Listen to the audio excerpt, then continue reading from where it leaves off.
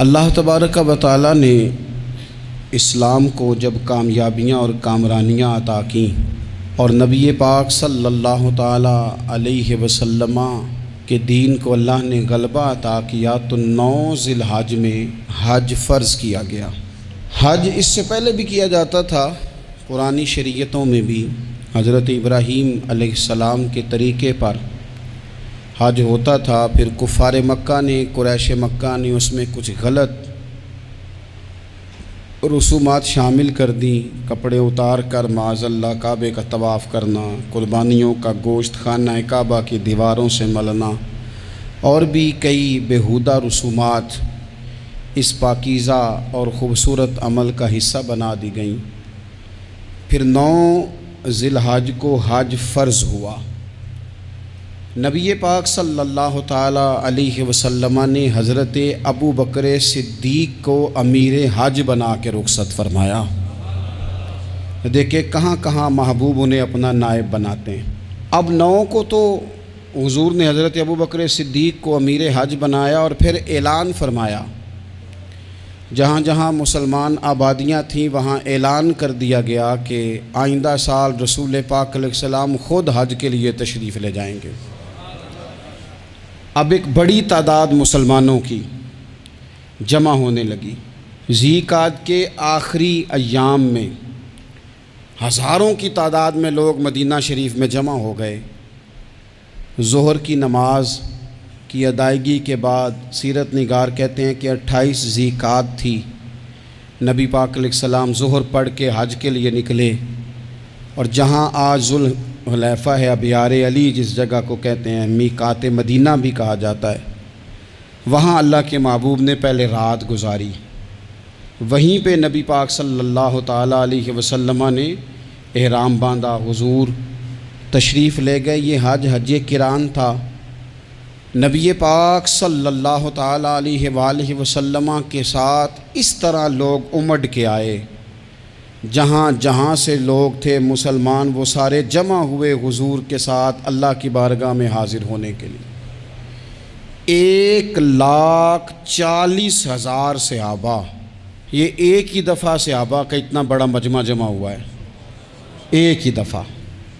اور حضور علیہ السلام کی خواہش تھی کہ یہ سارے لوگ وہاں پہنچیں۔ محبوب کریم علیہ السلام 4 ذی الحج کو حضور علیہ السلام نے طواف کیا، صفا مروہ کیا، احرام نہیں کھولا، قربانیاں ساتھ تھیں، چونکہ یہ حج قران تھا۔ اللہ کے رسول صلی اللہ تعالی علیہ وآلہ وسلم نے پھر 8 ذی الحج کو ظہر کی نماز جا کے منا کے میدان میں ادا کی۔ 9 ذی الحج کو مسجد نمرہ کے پاس کوہ صبیر پر جب سورج کی کرنیں چمکیں، قربان جائیں کیا نظارہ ہوگا۔ لبیک لبیک کی صدا آ رہی ہے، دے کون رہے ہیں؟ مدینے والے محبوب صلی اللہ علیہ وسلم۔ حضور اس لشکر حسن کو لے کر، اس نور بھرے قافلے کو لے کے، یہ کون ہیں جو حضور کے ساتھ سارے نکلے ہیں؟ یہ کون ہیں سارے؟ یہ وہ فیروز بخت سعادت مند لوگ ہیں کہ ان میں سے جس نے ایک دفعہ بھی ایمان کی حالت میں حضور کو دیکھا اور پھر خاتمہ بالخیر بالایمان کے ساتھ دنیا سے رخصت ہوئے، یہ وہ لوگ ہیں کہ ولی اگر 60 سال بھی سارا دن روزہ رکھے، ساری رات نفل پڑھے، ہر برائی سے بچے، لیکن پھر بھی کسی صحابی کے قدموں کی خاک تک کو نہیں پہنچ سکتا۔ اور صحابی زیارت سے بنتا ہے، ولی عبادت سے بنتے ہیں۔ نبی پاک صلی اللہ تعالیٰ علیہ وسلم کے وہ سارے صحابہ کون ہیں؟ الصحابہ النجوم، یہ حضور کی چاروں جانب یہ چمک رہے ہیں، انہیں خود میرے نبی پاک نے ستارے فرمایا ہے۔ ایک سمت علی، ایک سمت عمر، صدیق ادھر، عثمان ادھر۔ ان جگمگ جگمگ تاروں میں بھلا مہتاب کا عالم کیا ہوگا؟ اور ہر کوئی فدا ہے بن دیکھے تو پھر دیدار کا عالم کیا ہوگا؟ تو نبی پاک صلی اللہ علیہ وسلم نے یہ وہ موقع تھا، 9 ذی الحج میدان عرفات، حضور صلی اللہ علیہ وسلم نے ظہر کی نماز ادا فرمائی، اور پھر کچھ توقف کے بعد حضور کے لیے اونٹنی پر کجاوا سجایا گیا۔ حضور اپنی کسوا نامی اونٹنی پر سوار ہوئے، میرے محبوب نے خطبہ دینے کا ارادہ فرمایا۔ رب کریم نے ارشاد فرمایا الیوم اکملت لکم دینکم، آج میں نے تمہارے لیے تمہارا دین مکمل کر دیا ہے، مکمل ہو گیا دین، اس کے بعد کوئی اور دین نہیں آئے گا۔ اس آیت نے بتا دیا کہ حضور آخری نبی ہیں، دین مکمل ہو گیا، اب کسی اور پیغمبر کی، رسول کی، دین کی، کتاب کی ضرورت باقی۔ آج میں نے تمہارے لیے تمہارا دین مکمل کر دیا۔ اور کیا خوبصورت لفظ ہیں قرآن پاک میں، فرمایا وَأَتْمَمْتُ عَلَيْكُمْ نِعْمَتِي، اور آج میں نے تم پر اپنی نعمتیں تمام کر دی ہیں، نعمتیں مکمل کر دی۔ وَرَضِيتُ لَكُمُ الْإِسْلَامَ دِينًا، اور اللہ فرماتے ہیں میں نے تمہارے لیے دین اسلام کو پسند کیا ہے، یہ میری رضا ہے، یہ دین اسلام تمہارے لیے پسند کیا ہے۔ کوئی بندہ ساری زندگی مخلوق کی خدمت کرے، ساری زندگی رستوں سے کانٹے اٹھائے، ساری زندگی خیر کا کام کرے، کسی کو تکلیف نہ دے، لیکن اگر مسلمان نہیں نا، اگر کلمہ نہیں نہ پڑھتا، تو اس کی ساری عمر کی خیر بھی کسی کام کی نہیں۔ اس لیے کہ رب فرماتا ہے جڑ دین اسلام ہے، جڑ ہوگی تو پھر شاخیں قبول کی جائیں گی نا، تو اگر جڑ ہی سرے سے نہیں ہے تو خیر کرنے کا معنی۔ کچھ لوگ کفار کی، مشرکین کی تعریف کرتے ہیں کہ جناب بلے بلے اتنے ویلفیئر کام ہو رہے ہیں، تو یاد رکھو سب سے ضروری جڑ ہے۔ قرآن پاک میں رب تعالیٰ نے منافقین، مشرکین اور کفار کے اعمال کی بنیاد اس طرح کی بتائی ہے کہ جس طرح پتھر پر تھوڑی گرد پڑ جائے، ذرا ہوا کا جھونکا ہے یا بارش آئے تو پتھر صاف کا صاف ہو جاتا ہے، ان کے اعمال اس طرح کے ہیں۔ اس خیر کا کیا مطلب کہ جس خیر میں ایمان ہی شامل نہیں؟ جب تک بندہ مومن نہ ہو اس کا کوئی عمل بھی اللہ کی بارگاہ میں قابل قبول نہیں ہوتا۔ یہ آیت نازل ہو گئی، فرمایا دین مکمل ہو گیا۔ او میرے بھائیو، خدا را سوچو، کوئی شے مکمل نہیں دنیا میں، کوئی شے بھی۔ کروڑوں کا مکان بنا لو پھر بھی کوئی نہ کوئی نقص نکل ہی آتا ہے، کوئی دنیا میں شے مکمل ہے ہی نہیں۔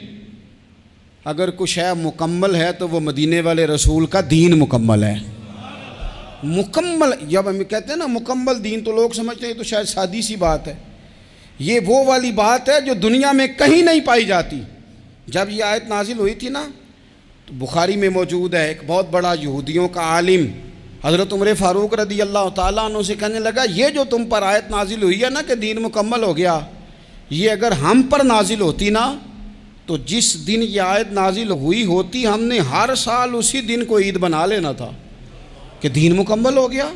الیوم اکملت لکم دینکم، دین مکمل ہو گیا، ہم تو عید بنا لیتے۔ تو حضرت عمر کہنے لگے ہم پر بھی بڑا فضل ہے، جس دن آیت نازل ہوئی تھی عرفہ کا دن بھی تھا اور جمعے کا دن بھی تھا، ایک نہیں دو عیدیں تھیں مسلمانوں کی، دو عیدیں تھیں مسلمانوں کی، دو۔ عزیز بھائی، دین مکمل اللہ نے دیا۔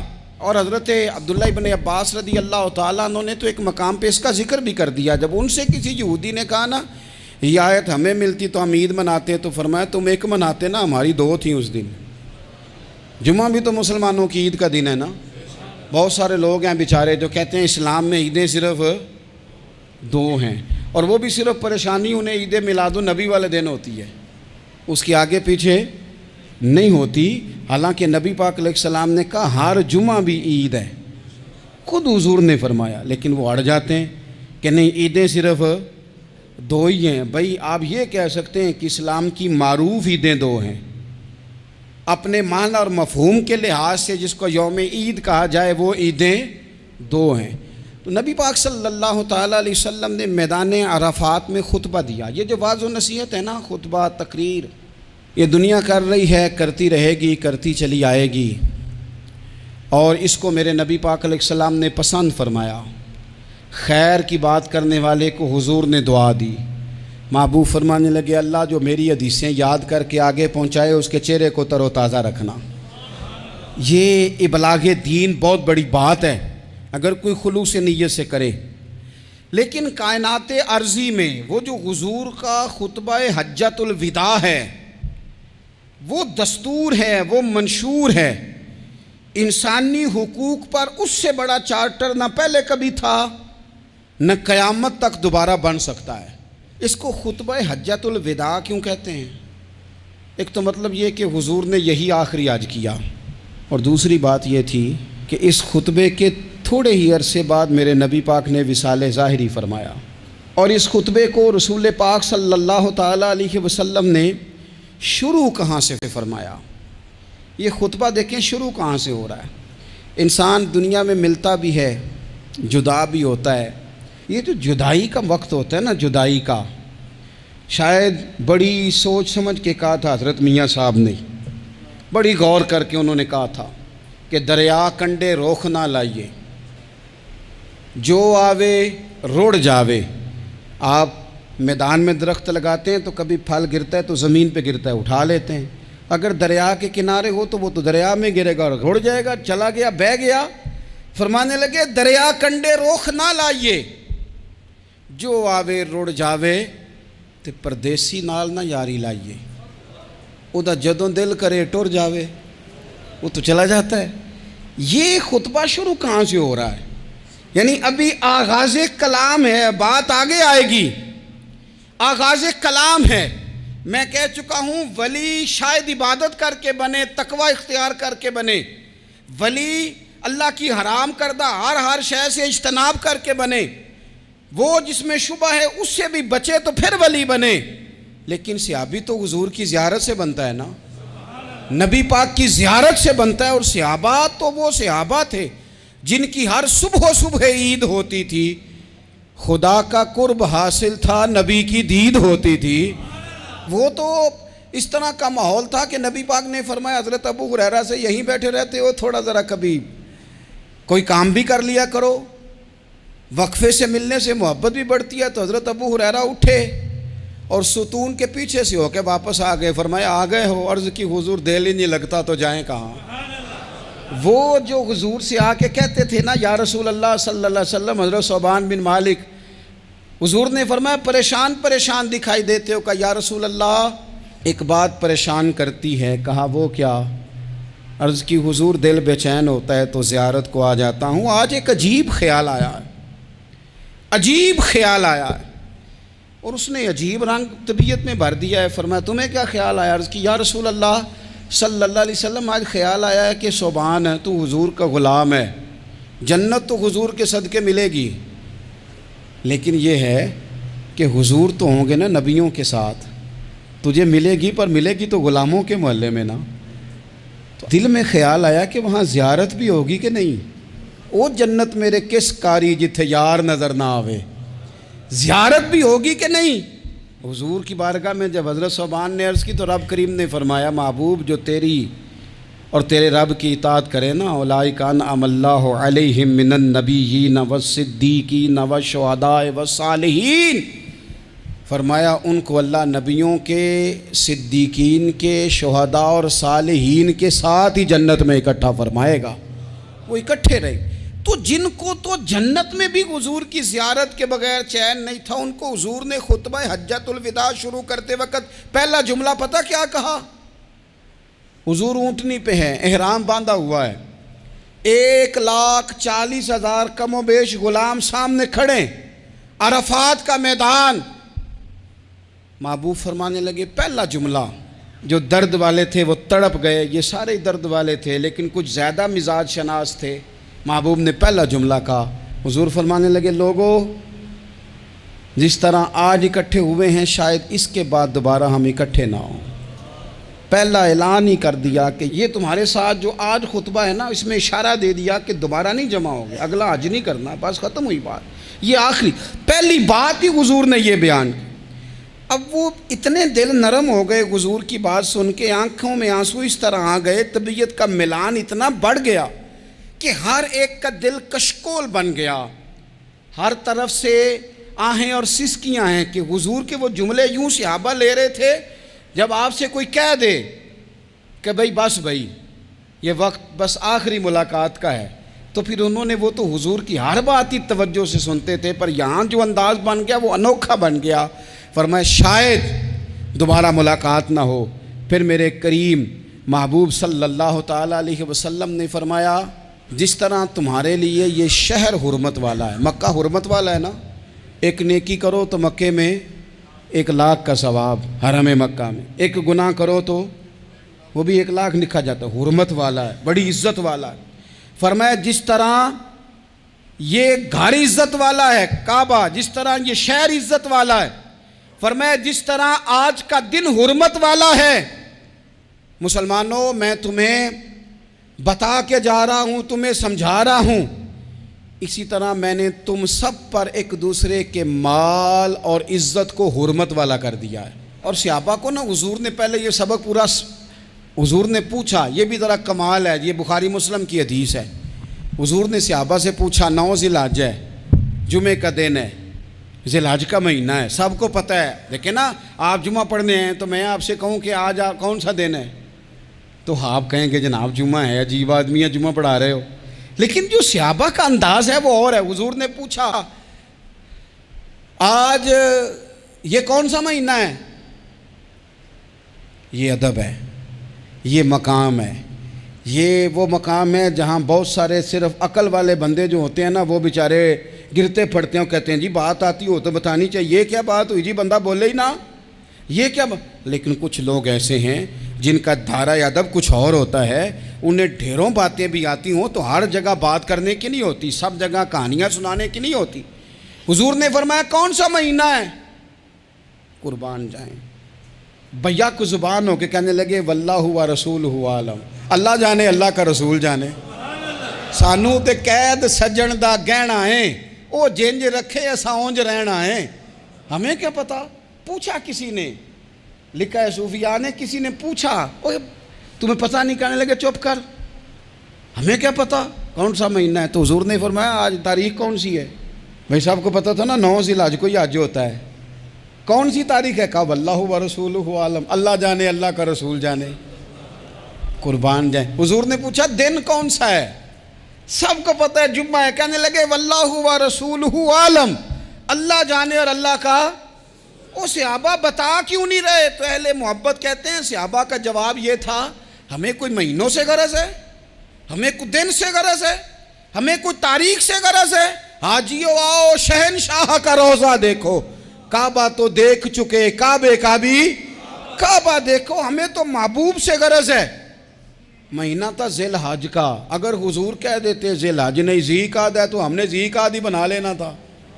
تاریخ تھی 9، اگر حضور فرما دیتے 11 ہے تو ہم نے 11 ہی بنا لینی تھی۔ دن تھا جمعے کا، اگر حضور کہتے پیر ہے تو ہمیں کیا لگے، ہمیں تو محبوب کی رضا چاہیے۔ آپ دیکھیں نا ایک صحابی کے ہاتھ ذرا لمبے تھے تو حضور نے فرمایا یا ذوالیدین، او لمبے ہاتھوں والے، ان سے کوئی پوچھتا نام کیا ہے تو کہتے میرا نام ہے 2 ہاتھوں والا۔ او بھائی میرے بھی 2 ہیں، تم کیوں 2 ہاتھوں والا؟ کہنے لگے یہ نہیں مجھے پتا، مجھے نبی پاک نے کہا 2 ہاتھوں والا، تو ٹھیک ہو گئی جو حضور نے نام رکھ دیا۔ تو حضور سید عالم نے پوچھا، پھر حضور نے حرمت یاد کرائی، فرمایا یاد رکھو یہ دن بھی بڑی عزت والا ہے، جمعے کا ہے، یہ مہینہ بھی بڑی حرمت والا ہے، ذی الحج کا ہے، یہ تاریخ بھی بڑی حرمت والی ہے، لیکن فرمایا جس طرح اس دن کی، اس شہر کی، اس مہینے کی تم نے عزت کرنی ہے، اسی طرح ایک دوسرے کے مال کا، ایک دوسرے کی عزت کا تم نے پاس کرنا۔ مسلمان بھائیوں خدا را یہ حضور کہہ رہے ہیں یار، نبی پاک نے کعبہ کے سامنے کھڑے ہو کے فرمایا بیت اللہ تیری بڑی شان ہے، تیرا بڑا مرتبہ ہے، لیکن فرمایا میرے مومن کی عزت رب کی نظر میں کعبے سے بھی زیادہ ہے۔ ہم کیسے بیٹھ کے یار، ہم کیسے جرأت کرتے ہیں کسی کی پگڑی کھولنے کی کونے میں بیٹھ کے؟ ہم اپنے گھر بیٹھ کے کسی پر تبصرہ کر گئے، کسی بندہ مومن کی عزت اچھال گئے، بالکل پتہ نہیں تھا بات کا اور ہم نے کہانی بنا دی پوری کی پوری، داستان سرائی کر گئے۔ صبح سے شام تک ہماری گپ شپ کا عنوان کیا ہے؟ کسی نہ کسی کا شکوہ، کسی نہ کسی کی شکایت، یہ ہماری گپ شپ ہے۔ خدا را حضور نے تو خطبہ حجۃ الوداع میں پہلا سبق یہ دیا تھا کہ میرے جانے کے بعد ایک دوسرے کی عزت کرنا، اور اسی خطبے میں ایک جگہ پہ فرمایا یہ نہ ہو کہ میرے جانے کے بعد تم ایک دوسرے کی گردنیں مارنے لگ جاؤ، ایک دوسرے کی عزتوں کا خیال کرنا، پاس کرنا۔ مسلمانوں میرے عزیز بھائیوں بزرگوں، عزتوں کا دفاع شروع کریں، تھوڑی دیر کے لیے اپنی زبان لوگوں کے اوپر تبصرہ کرنے سے کنٹرول میں لائیں۔ کچھ چیزیں ایسی، میں مختلف شہروں میں جاتا ہوں، جس شہر میں گئے وہاں لوگوں نے یہ کہا جناب یہاں جو مولانا ہے نا، بعض لوگ یہ باتیں بڑی چسکے لے کے سنتے ہیں، یہاں جو مولانا ہے نا وہ کچھ نہیں کرتے، آپ بڑے اچھے ہیں، یہاں جو پیر صاحب ہیں وہ بڑے گڑبڑ ہیں، آپ بڑے اچھے ہیں۔ تو میں ان سے کہتا ہوں کہ میں اس لیے اچھا ہوں کہ میں تھوڑی دیر کے لیے آیا ہوں، میں نے چلے جانا ہے۔ اور دوسری بات یہ کہ مجھے آپ جتنا مرضی اچھا کہہ لیں، میں نے رخصت ہو جانا ہے 2-3 گھنٹوں کے بعد۔ یہاں جس آدمی کا آپ شکوہ کر رہے ہیں نا، آپ اس کو جنازے کے لیے خبر کریں نہ کریں، اسے پتہ چل گیا نا محلے میں جنازہ ہو گیا، تو اسے کوئی کام بھی ہوا تو اس نے کہنا یار نہیں محلے میں فوتگی ہوگی، میں نے جنازہ پڑھانا ہے، اس نے جانا نہیں۔ تو کمزوریاں تو سب جگہ ہوتی ہیں، لیکن ان کمزوریوں کی وجہ سے آپس میں بغض پیدا کر لیا جائے گا۔ اور پھر کمال بات ہے نا کہ اپنی ساری کمزوریوں سمیت اپنے آپ سے پیار ہے، اپنے آپ سے محبت ہے، اور دوسرے کی ایک کا پتہ چل جائے تو ہمیں گھن آنے لگ جاتی۔ تو حضور نے خطبہ حجت الوداع کے موقع پر یہ بات ارشاد فرمائی۔ دوسرا حضور نے فرمایا لوگوں یاد رکھنا، یہ خطبہ حجت الوداع میں نبی پاک نے فرمایا، یہ حضور خطبہ دے رہے ہیں، اور اس وقت دے رہے ہیں جب حضور صحابہ کو بتا چکے ہیں کہ یہ آخری ملاقات ہے، جو دور دراز سے آئے ہیں ان کو بتایا ہے کہ یہ میری تمہاری جو مجلس ہے، جو محفل ہے، جو تم سے بات ہو رہی ہے، یہ آخری ہے۔ محبوب فرمانے لگے لوگوں یاد رکھنا قیامت قائم ہوگی۔ ان جملوں کا حسن ملاحظہ کر لیں۔ فرمایا قیامت قائم ہوگی، تم اپنے رب سے ملاقات کرو گے، اور فرمایا تمہارا رب تم سے تمہارے اعمال کے بارے میں پوچھے گا۔ یہ خطبہ حجت الوداع میں کریم نے فرمایا، صبح تم اٹھے کیا عمل کیا، اللہ پوچھے گا۔ کسی سے ملاقات ہوئی، طرز کیا تھی، سوچ کیا تھی، اللہ پوچھے گا۔ لین دین میں کیا معاملات تھے، تمہارے اعمال کے، اللہ سے ملاقات ہوگی، وہ کھڑا کر کے پوچھے گا۔ اور حدیث میں کئی جگہ پہ حضور نے فرمایا وہ تم سے سوال کرے گا، تمہیں جواب دینا ہے۔ میرے عزیز بھائیوں، تیار رہنا چاہیے، تیار۔ ہم نا منت کرتے ہیں آخری دن ہونا، تنخواہ دار لوگ کہتے ہیں یار یہ آخری ایام چل رہے ہیں، کوئی خرچہ نہ بتاؤ، اس لیے کہ حساب کے متھے لگنا ہے۔ آخری دنوں میں، بجٹ کے دنوں میں لوگ پریشان ہوتے ہیں کہ حساب دینا ہے۔ جب رب سے ملاقات کریں گے اور وہ حساب مانگے گا، کتنا مشکل کام ہے۔ اور ایک مقام پہ حضور نے فرمایا جس سے اللہ نے حساب مانگا وہ تو الجھ گیا، دعا کرو وہ حساب مانگے ہی نہ، بے حساب ہی بخشش فرما دے۔ نبی پاک صلی اللہ تعالیٰ علیہ وآلہ وسلم نے ارشاد فرمایا اسی خطبہ حجت الوداع میں، حضور فرمانے لگے سن لو، میں نے تم تک اللہ تعالیٰ کا پیغام پہنچا دیا ہے۔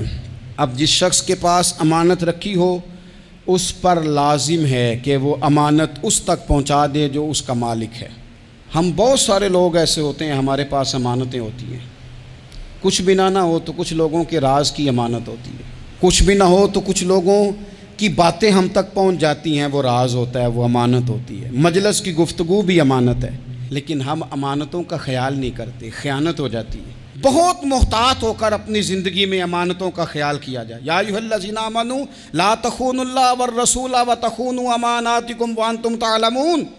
اللہ فرماتے ہیں ایمان والو، نہ رب سے خیانت کرنا، نہ رب کے رسول سے خیانت کرنا، نہ آپس میں ایک دوسرے سے خیانت کرنا، جانتے بوجھتے ہوئے یہ کام نہ کرنا۔ وانتم تعلمون، جانتے ہو، تمہیں پتہ ہے۔ کبھی بھی بددیانتی کا مظاہرہ نہ کریں اپنی زندگی میں، کبھی بھی۔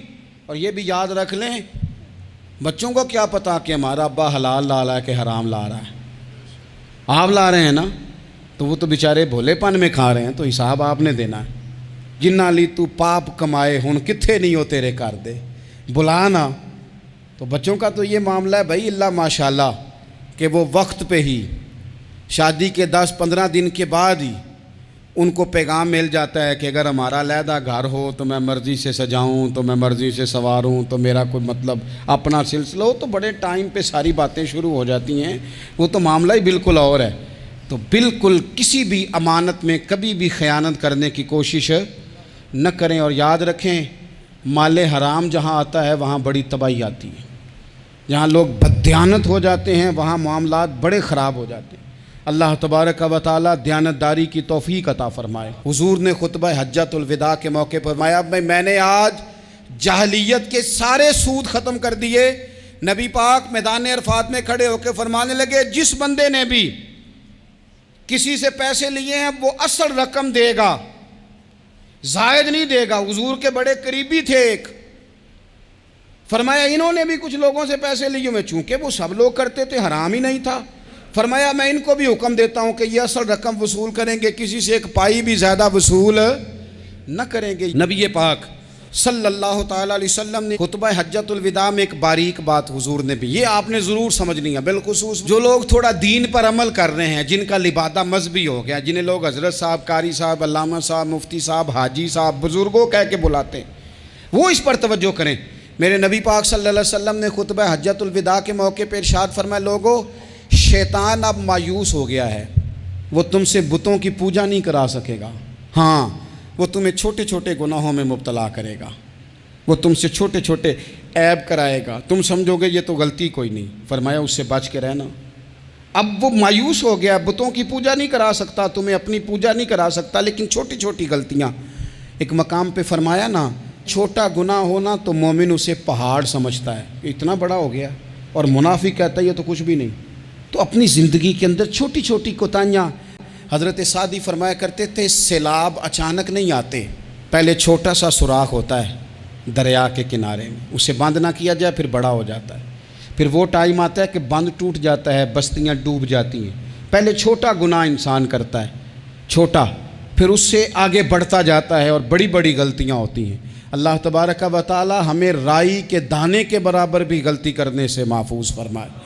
نبی پاک صلی اللہ تعالیٰ علیہ وسلم نے اسی موقع پر ارشاد فرمایا، لوگو اللہ سے ڈرتے رہنا، اور میں تمہیں عورتوں کے ساتھ بھلائی کی وصیت کرتا ہوں۔ فرمایا رب نے تمہیں اختیار دیا ہے، عورتیں تمہارے سپرد کی ہیں، ان سے اچھا سلوک کرنا۔ فرمایا اگر کبھی کوئی ان پر تمہیں سختی کرنی بھی پڑے تو اتنی کرنا جتنی ان کی غلطی ہو، ان سے درگزر کرنا، ان سے پیار کرنا۔ اسلام نے خاتون کو باقاعدہ حقوق دیے، باقاعدہ، صحیح بخاری میں حدیث ہے۔ یہ جو نوجوان ہیں، مطالعہ کرنے والے، پڑھنے سننے سمجھنے والے، یاد رکھا کریں ان چیزوں کو۔ حضرت بریرہ رضی اللہ تعالیٰ عنہ حضرت عائشہ صدیقہ کی کنیزہ ہیں، حضرت مغیث رضی اللہ تعالیٰ عنہ ایک صحابی ہیں، ان کی وہ اہلیہ ہیں، وہ اپنے خامد سے علیحدگی چاہتی تھی، ان کے خامد بڑی محبت کرتے تھے، علیحدہ ہونا نہیں چاہتے تھے، خاتون رہنا نہیں چاہتی تھی۔ انہوں نے بڑی سفارشیں کرائیں کہ میرا خامد، میری بیوی مجھ سے صلح کر لے، حالانکہ وہ خاتون کنیز ہیں، خادمہ ہیں، کوئی بڑے قبیلے سے بظاہر تعلق نہیں۔ بالآخر انہوں نے گزارش کی، سیدہ عائشہ صدیقہ رضی اللہ تعالیٰ عنہ سے کہا، کچھ اور ذرائع اختیار کیے۔ حضرت مغیث نے رضی اللہ تعالیٰ عنہ، ان کے شوہر نے، کہ نبی پاک علیہ السلام کی خدمت میں عرض کریں حضور میری سفارش کریں کہ یہ مجھ سے صلح کر لیں۔ تو نبی پاک علیہ السلام نے حضرت بریرہ رضی اللہ تعالیٰ عنہ جو کنیزہ ہیں، خادمہ ہیں، ان کو بلا کے کہا تمہارا خامد صلح کرنا چاہتا ہے۔ یہاں برادری کا بڑا کے کہتا ہے پتر میری بھی نہیں تو گال رکھنی، وہ میرے ککھاں دا بھی نہیں تو، وہ کیا کہہ رہے ہیں آپ؟ اللہ نے اسے حق دیا ہے، اور جسے حق اللہ دے اس کا رسول دے، اس سے کون ہوتا ہے کوئی حق چھیننے والا؟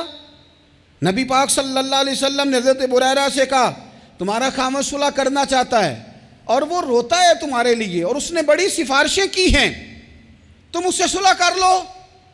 حضرت بریرہ رضی اللہ تعالیٰ عنہ عرض کرنے لگی یا رسول اللہ صلی اللہ علیہ وسلم آپ جو حکم کریں میں حاضر ہوں، ایک بات پوچھ سکتی ہوں؟ ایک گزارش کر لوں، ایک صرف حضور میرا بولیا چولیا معاف کری، ایک بات کر لوں؟ تو کہا کرو۔ عرض کی یا رسول اللہ یہ آپ کا حکم ہے یا مشورہ ہے؟ یہ محبوب کی بات ہے، محبوب کی۔ کوئی بزرگ کیوں جبر کرتا ہے کسی پہ؟ کوئی حضرت شیخ کیوں کہتے ہیں زبردستی عورت کو کہ تو جا؟ نبی پاک صلی اللہ علیہ وسلم نے فرمایا صلح کر لے۔ یا رسول اللہ ایک بات عرض کروں؟ کرو۔ حضور حکم ہے کہ مشورہ ہے؟ تو نبی پاک نے فرمایا نہیں مشورہ ہے، تم عاقلہ ہو، بالغہ ہو، اسلام تمہیں با اختیار کرتا ہے، چاہو تو رہو، چاہو تو خلا لے لو۔ عرض کرنے لگی حضور اگر مشورہ ہے تو پھر میں مغیث سے صلح نہیں کرنا چاہتی۔ میرے محبوب نے فرمایا تو جس حال میں راضی ہے میں بھی راضی ہوں۔ ٹھیک ہو گئی بات، ختم ہو گئی۔ حضور نے کوئی زور نہیں، اتنے اسلام حقوق دیتا ہے عورت کو۔ کسی کو اجازت نہیں کہ وہ جبر کرے، وہ ظلم کرے۔ میں آ گیا ہوں صلح نہیں کرنی، بے تو کیوں آیا ہے؟ تو نے وقت گزارنا ہے، جانے وہ خاوند کس طرح کا ہو۔ تو نبی پاک صلی اللہ علیہ وسلم نے خطبہ حجۃ الوداع کے موقع پر فرمایا عورتوں کے ساتھ اچھا سلوک کرنا۔ اللہ تبارک و تعالی جو حج پڑھا جا رہا ہے اس کے صدقے پوری امت پر اپنا فضل فرمائے۔